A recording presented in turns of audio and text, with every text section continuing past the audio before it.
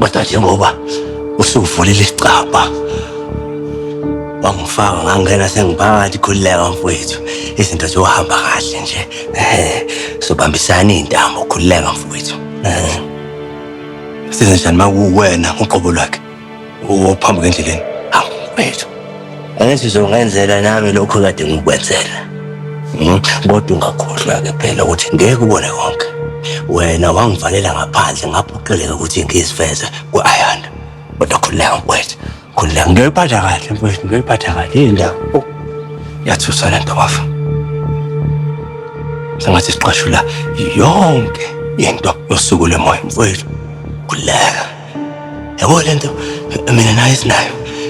isipho esiqhamuke emadlosini qobo lwabo akho into wrong into esiyenzayo thina yabona ke mfowethu nanesicelo esisodwa nje yabona olamashetha akho uthisha nhloko ngicabanga ukuthi kumele sinciphise kancane emahembeni othisha mfowethu yabona thola isitayela ngisho nala emkhabeni mfethu ehlise ekudleni usudlane kulezi zinsuku ongeke ngine-stress kulungile bafu